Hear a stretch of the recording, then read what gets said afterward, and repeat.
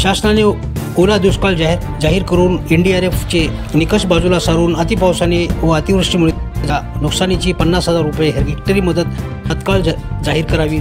संपूर्ण कर्जमाफी सातबारा कोरा करा, विमा करण्यात व इतर मागण्यांचे साठी पूर्ण शेतकऱ्यांनी ताडकस फाटा ते तहसील कार्यालयावर बैलगाडी मोर्चा काढून आपल्या भावना निवेदनाद्वारे सरकार दरबारी तहसीलदार यांच्या मार्फत मुख्यमंत्री यांना पाठवल्या। यावेळी सर्वच राजकीय सामाजिक संघटनासह सामान्य शेतकरी वर्गाने या मोर्चात आपला सहभाग नोंदवला होता।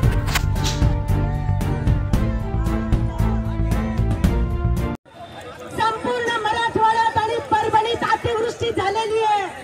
हे सरकार काय लायकीचं सरकार आहे आपण खूप जवळून पाहिलंय।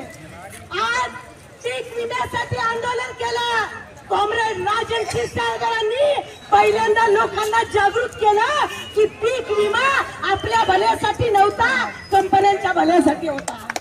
त्यांच्या मरणाचे पैसे आपण बाहेर काढले, बरोबर आहे। किती महिनाभर आंदोलन केलं, पूर्णा तालुक्यातले लोक मोठ्या संख्येने उपस्थित होते।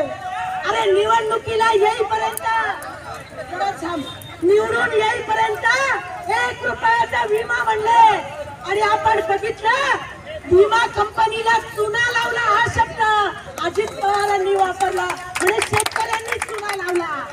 परभणीतल्या शेतकऱ्यांनी अजित पवार आल्यावर चुन्याच्या डब्या आणि गाडीवर चुना कोणी लावला? जरा शांत बसा। चुना कोणी लावल्या?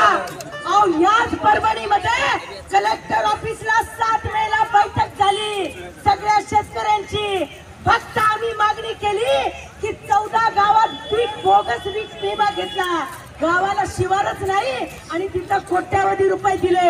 आम्ही मागणी केली करा गुन्हे दाखल, परंतु एक आमदार खासदार थोबाड उघडला नाही, मंत्र्याने थोबाड उघडला नाही आणि प्रशासनाला पाठीशी घातलं। अहो नोटाबंदी केली, मला तर खुश झाले। मी म्हणलं बरं झालं नोटा कमी झाल्या, आता कोणाच्या किती बाहेर निघतात की आपल्या नाहीत, आता मोठ्यांच्या खूप आहेत, काही बाहेर निघालं नाही। इलेक्शनला 1000 वाटायचे का आता म्हणे 3000 वाटायला लागले, बरोबर आहे। म्हणजे एवढे पैसे कुठे आहे त्यांचे?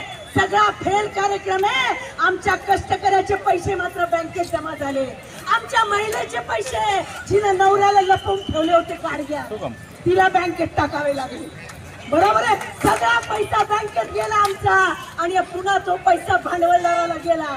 अहो या सरकारची नीती काय? आज 3 ट्रिगर बंद केले, म्हणे शेतकऱ्यांनी चुना लावला। आज मला सांगा किती शेतकऱ्यांनी पीक विमा भरलाय?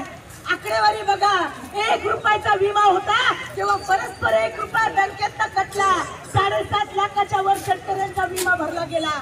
आज शेतकरी कठीण परिस्थितीत होता, 50% वर शेतकऱ्यांनी विमा भरलेला नाही आणि आम्ही मागणी करतो पीक विमा द्या।